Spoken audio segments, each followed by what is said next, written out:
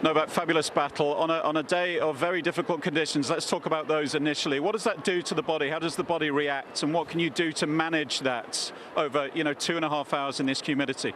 Look, I've been saying it before. It's the same for every player, that steps out on the court. But it's brutal. It's brutal when you have over 80% of humidity day after day for the guys, particularly when they're playing during the day with heat, with sun. It's even more brutal. So it is what it is. You just have to deal with it. For me, biologically, a bit more challenging to deal with it. But look, I had to really weather the storm today. Yannick played an incredible match from the beginning. One, let's say, mediocre game from my side in the first set at 1-1 was enough for him to break the serve and win a set. It was so hard to read his serve. He was serving so accurately and high percentage and just, smacking every ball that he had basically on his racket. So just tough to play as someone like that. Crowd really got me up.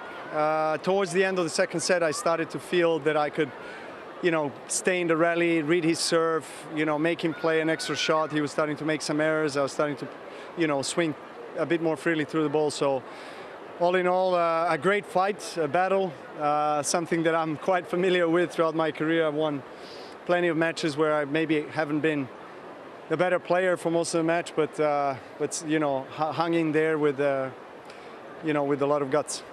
Djokovic admits the humidity hit him harder, biologically, showing that endurance might now be his biggest challenge against younger players like Sinner. Still, this proves his adaptability. He's not trying to outrun opponents anymore. He's outthinking them. Expect Novak to manage future matches with efficiency and patience rather than pure intensity, especially in long, humid conditions like this one. Yeah, you found a way. Again, I was going to ask you about the crowd. I think maybe if you're watching at home on television, you don't appreciate the noise, the help they give you, an incredible set point to level the match. It must give you a huge boost.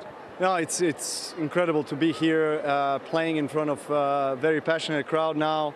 First couple of matches, packed stadium, one of the nicest and biggest stadiums we have in sports. So it's stunning, honestly. I cannot ask for more.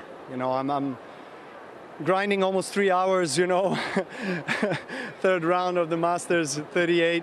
With the full stadium cheering my name. It's a dream come true for me, honestly, so I'm very thankful. Well done tonight, fabulous. Thank you. Djokovic credits the crowd for lifting him, calling it a dream come true. That's not just gratitude, it's psychology. In China, Novak has always felt loved and re-energized, and that emotional connection makes him more dangerous. When the crowd is behind him, he feeds on that energy. It's clear that at this stage of his career, passion and legacy drive him more than trophies. That could be his secret weapon in the next rounds, especially if he faces Alcaraz or Sinner again.